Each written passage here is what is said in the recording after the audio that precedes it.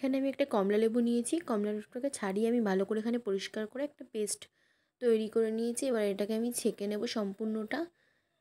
একটা ছাঁকা হয়ে গেলে একটা চামচের দ্বারা যেটুকু বাকি আছে সেটুকু আমি বার করে দেবো। আর এদিকে দেখো আমি নিয়ে নিয়েছি চেরি, আমন্ড, নিয়ে নিয়েছি খেজুর, মোরব্বা, আর এদিকে নিয়ে নিই আরও কিছু ড্রাই ফ্রুটস নেবো। নিয়েছি দেখো কাজু কিশমিশ, আর এদিকেগুলো ছোটো ছোটো কুচি করে আমি এখন কেটে নেব। সম্পূর্ণ টুটি ফ্রুটিও আমি বানিয়ে নিয়েছি। আমি সম্পূর্ণ যা যা আমি নিয়েছিলাম সেগুলো ছোটো কুচি করে কেটে নিয়েছি। এখানে নিয়েছি টুটি ফ্রুটি, লাল আর অরেঞ্জ কালারের টুটি ফ্রুটিও আমি তৈরি করে নিয়েছি বাড়িতেই। এবার আমি এটাকে অরেঞ্জ জুসের মধ্যে সোক করতে দেবো। তোমাদের হাতে যত টাইম থাকবে তোমরা সেইভাবে দেবে। ড্রাই ফ্রুটসগুলো আমি সোক করতে দিয়ে দিলাম। এবার এটাকে আমি 5-6 ঘন্টার জন্য সোক করতে দিয়ে দেব। তো দেখো 5 ঘন্টা পর এটা কত সুন্দর সোক করে গেছে। আমি এটাকে ভালো করে নেড়ে চেড়ে তোমাদেরকে দেখিয়ে দিচ্ছি। এখানে মেজারমেন্ট কাপের 1 কাপ আমি নিয়ে নিচ্ছি চিনি। এই চিনিটা আমি এখন ক্যারামেল তৈরি করব। তো দেখো এখানে আমি ফ্রাই প্যানের মধ্যে আমি চিনিটাকে সম্পূর্ণ দিয়ে আমি কন্টিনিউ নাড়াচাড়া করব। দেখো কন্টিনিউ নাড়াচাড়া করতে করতে চিনিটা জমাট বেঁধে আসছে। জমাট বেঁধে এসে আস্তে আস্তে একটা লিকুইড তৈরি হয়ে যাচ্ছে। তো আমি কন্টিনিউ কিন্তু নাড়াচাড়া করতে হবে, রেখে দিলে কিন্তু তলায় লেগে যেতে পারে। কন্টিনিউ নাড়াচাড়া করতে করতে দেখো একদম যখন কালারটা চেঞ্জ হয়ে আসবে, সম্পূর্ণ চিনিটা যখন গলে যাবে, গ্যাসটা লো ফ্লেমে করে তখন আমি 1/2 কাপ মেজারমেন্ট কাপের জল দিয়ে কন্টিনিউ নাড়াচাড়া করতে থাকবো। নাহলে কিন্তু চিনিটা জমাট বেঁধে আসবে। কন্টিনিউ নাড়াচাড়া করে কিছুক্ষণ আমি আবার জলটা দিয়ে একটু ফুটিয়ে নেব। ফুটিয়ে আমি গ্যাসটা অফ করে একটা বাটির মধ্যে ক্যারামেলটা ঢালা হয়ে গেলে আমি 1 কাপ জল ওই ফ্রাই প্যানে দিয়ে নেব। দিয়ে জলটা উষ্ণ গরম করে আমি একটা বোলের মধ্যে ঢেলে নিচ্ছি। 2.5 টিস্পুন গুঁড়ো দুধ আমি অ্যাড করে দেবো এখানে। ভালো করে নাড়াচাড়া করে নেব। এবার আমি এর মধ্যে দিয়ে দেব 1 টিস্পুন ভিনিগার দিয়ে আমি ভালো করে নাড়াচাড়া করে নেব। দুধটা দেখে যখন ভালো করে ছানা কেটে আসবে আমি এটাকে কন্টিনিউ কিন্তু নাড়াচাড়া করতে থাকবো, তাহলে ছানাটা ভালো করে কেটে আসবে। তো ছানাটা কেটে আসলে এটাকে আমি রেখে দেব। তো দেখো আমি এখানে মেজারমেন্ট কাপে 2/3 কাপ ময়দা দিয়ে দেব। এক এক করে ময়দার মধ্যে সমস্ত উপকরণগুলো আমি দিয়ে দেব। দিয়ে দিচ্ছি 2 teaspoon baking powder, 1 table spoon দিয়ে দিচ্ছি বেকিং সোডা,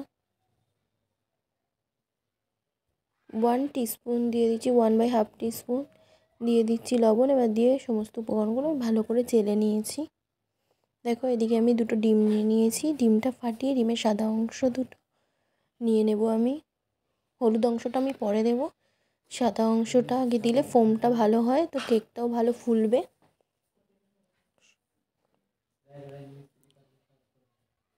হ্যান্ড বিটার দ্বারা করতে পারো, কিন্তু আমার কাছে সেটা নেই। আমার কাছে যেটা আছে আমি সেটা দিয়ে ভালো করে এটা ফাটিয়ে নেব। দেখো আস্তে আস্তে ফাটাতে ফাটাতে এটা দিয়ে টাইমটা একটু বেশি লাগে, হ্যান্ড বিটারের সাহায্যে টাইমটা একটু কম লাগে।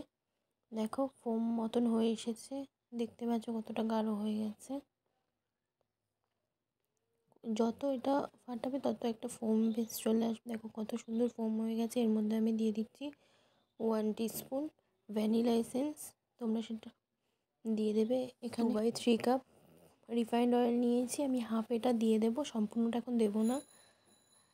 এবার আমি অল্প অল্প করে ময়দাগুলোকে অ্যাড করতে থাকবো। একবারে দিলে ব্যাটারটা গোলাতে অসুবিধা হবে। এখানে আমি যে দুধটা রেখেছিলাম ভিনিগার দিয়ে কাটিয়ে সেটা আমি দিয়ে দিচ্ছি। এবার আমি দিয়ে দেবো ক্যারামেলটা। এবার আমি ভালো করে এটাকে ফেটিয়ে নেব। ব্যাটারটা যত ফাটাবো তত ফুলবে ভালো কেকটা।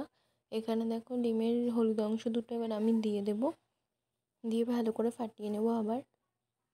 এবার আমি যেটুকু রিফাইন্ড অয়েল বাকি ছিল দেওয়া, এবার লাস্টে আমি রিফাইন্ড অয়েলটা লাস্টে দিয়ে ভালো করে ব্যাটারটা তৈরি করে নেব। দেখো আমার ব্যাটারটা তৈরি হয়ে এসেছে। এবার এর মধ্যে আমি যে ড্রাই ফ্রুটসগুলো রেখেছিলাম অরেঞ্জ জুসে ভিজিয়ে, সেগুলো আমি দিয়ে অল্প অল্প করে দেব, দুবারে দেব। দিয়ে ভালো করে ব্যাটারটার মধ্যে মিশিয়ে নেব। পুরো ব্যাটারটাই মিশিয়ে নেওয়া হয়ে গেছে। দেখো এখানে আমি নিয়ে নিয়েছি 3টে এলাচ, একটা দারচিনি। এটাকে আমি গুঁড়ো করে কেকের মধ্যে মিশিয়ে দেব, মাখিয়ে নেব। কেকটা যখন হাফ বেক হয়ে যাবে তখন আমি এগুলো দিয়ে দেবো। এদিকে আমি একটা ডেক্সি নিয়ে নিয়েছি, তোমরা চাইলে তোমাদের কাছে যেমন পাত্র থাকবে তোমরা তাতে করতে পারো। তো এটাকে আমি ভালো করে অয়েল ব্রাশ করে নিচ্ছি চারিদিকে। তো এখানে আমি একটা পেপারটার মধ্যে ভালো করে আমি অয়েল ব্রাশ করে নেব। এবার আমি সাইডেও কয়েকটা পেপার কেটে দিয়ে অয়েল ব্রাশ করে নিচ্ছি। এবার আমি শুকনো ময়দা দেবো, শুকনো ময়দা দিয়ে ভালো করে গামলাটা নাড়িয়ে চাড়িয়ে নেব, যাতে শুকনো ময়দাটা চারিদিকে লেগে যায়, এক্সট্রা ময়দা না থাকে। এবার আমি বেটারটা ডেস্কির মধ্যে ঢেলে দেব। সম্পূর্ণ বেটারটা দেওয়া হয়ে গেলে একটা গামলার মধ্যে আমি এদিকে বালি দিয়ে স্ট্যান্ডটা অনেকক্ষণ দিয়ে গরম করতে দিয়েছিলাম বালিটা। এবার আমি কেকটা দিয়ে ঢাকনা আটকে দিচ্ছি। দেখো কেকটা যখন হাফ বেক হয়ে এসেছে তখন ড্রাই ফ্রুটস যে কটা রেখেছিলাম আমি এক্সট্রা, সেগুলো চারিদিক দিয়ে ছড়িয়ে দিচ্ছি। সম্পূর্ণ ছড়িয়ে দেওয়া হয়ে গেলে বেক হওয়ার জন্য আমি এবার ঢাকনাটা আটকে দিয়েছিলাম। দেখো ঢাকনাটা খুলে এখন আমি দেখে নিচ্ছি প্রপারভাবে আমার কেকটা তৈরি হয়ে গেছে, তোমরা দেখে নাও। দেখো আমি একটা কাঠির সাহায্যে দেখে নেব, কাঠির গায়ে যদি লেগে যায় তাহলে ভাববো এখনও কেকটা তৈরি হয়নি। তো কাঠির সাহায্যে আমি এখানে দেখে নিচ্ছি, চারিদিকে একটু করে কাঠির সাহায্যে দেখে নিচ্ছি। দেখো তোমরাও দেখতে পাচ্ছ একটুও কিন্তু কেক লেগে নেই, তার মানে আমার প্রপারভাবে কেকটা তৈরি হয়ে গেছে। দেখো কেকটা একটা প্লেটের মধ্যে কেকটা উল্টে নিচ্ছি। এবার আমি গামলাটা তুলে নেব। দেখো কত সুন্দরভাবে নিচে কিন্তু একটুও লাগেনি কেকটা আমার, তোমরা সেটা দেখতেই পাচ্ছ।